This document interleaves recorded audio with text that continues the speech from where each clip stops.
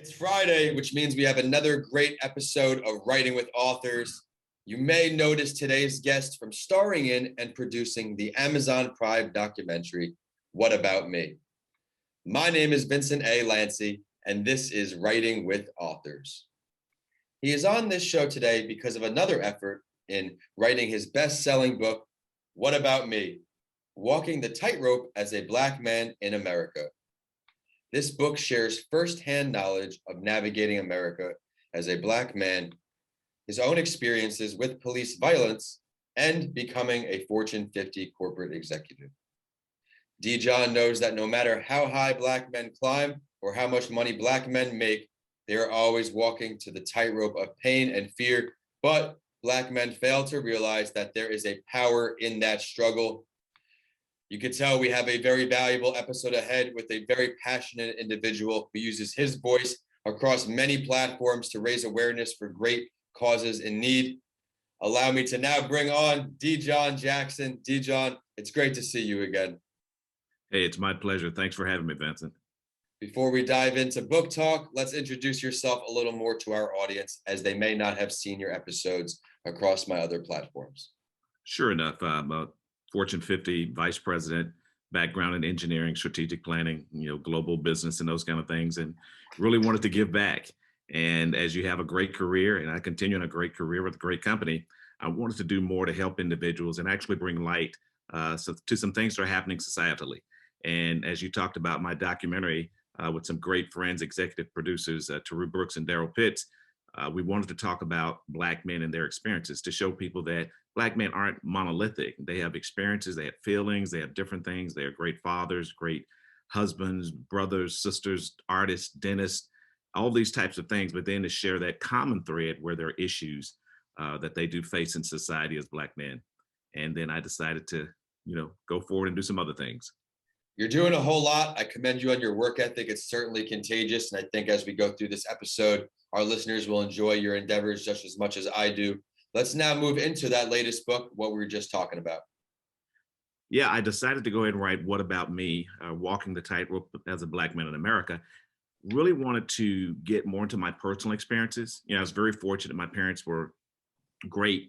And I wanted to let the world see and hear what they poured into me about, first and foremost, you respect individuals for who they are, regardless of race, color, creed, socioeconomic status, where you come from. And then to really get that impetus into the book and to the world. And so individuals can say, wow, this sounds basic and fundamental, but I think a lot of people have forgotten it. So I wanted to get that out and really use the book as an opportunity to educate, to encourage, and to inspire, to share some of my personal experiences, but then show those common threads that, African Americans or Black men have to navigate, whether it's education, whether it's in a corporate world, entertainment field, and really show that there's more to us, but then ultimately say, you too can survive and you do matter and you're special and let's come together. Well, like I said, I commend you because you said there's more to each person in this entire world. We have to share our stories. If we don't share what we're going through, how we persevered through these situations, others just don't have the confidence to think that they can do so too. But now I want to ask you, was the book always on the horizon? What led you to becoming a published author? Was it something when you said, I'm a kid, I'm going to write a book, or did it supplement your career? I'd love to learn more here.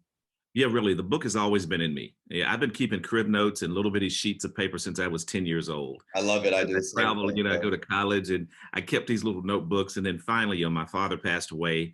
And one of the things I wanted to do is really capture it. And about 3 years ago, I got very serious.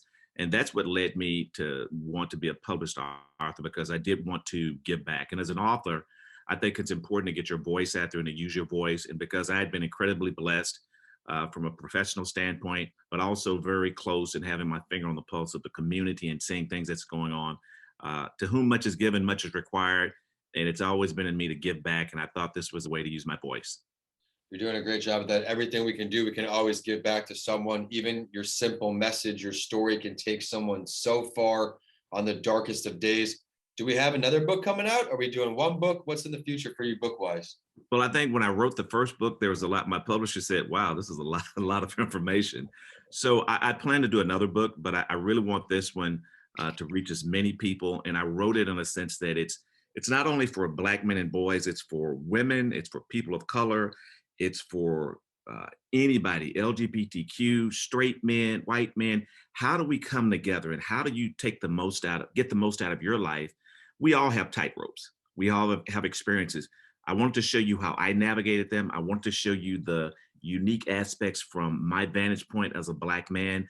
But then I wanted people to understand, wow, there's more commonality in our struggles. And how do we work together, find common ground, come together to make this world a better place?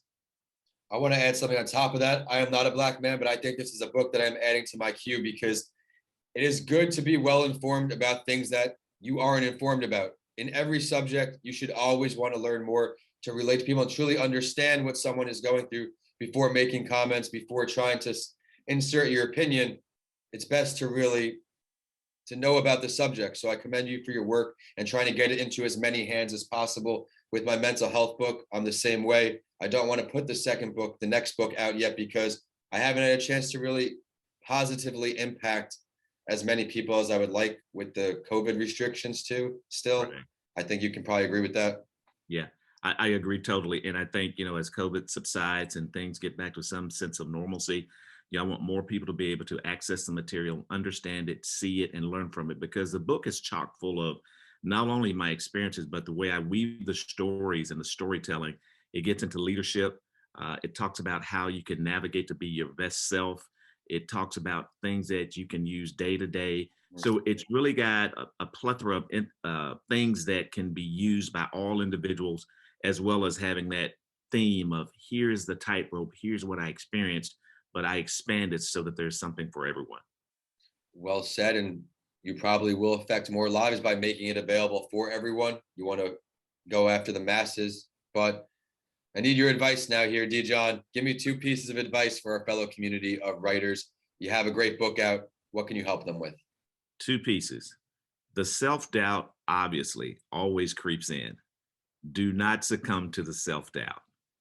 Definitely don't come to it as you're writing the book, as you're editing the book, and as my experiences point to this as well.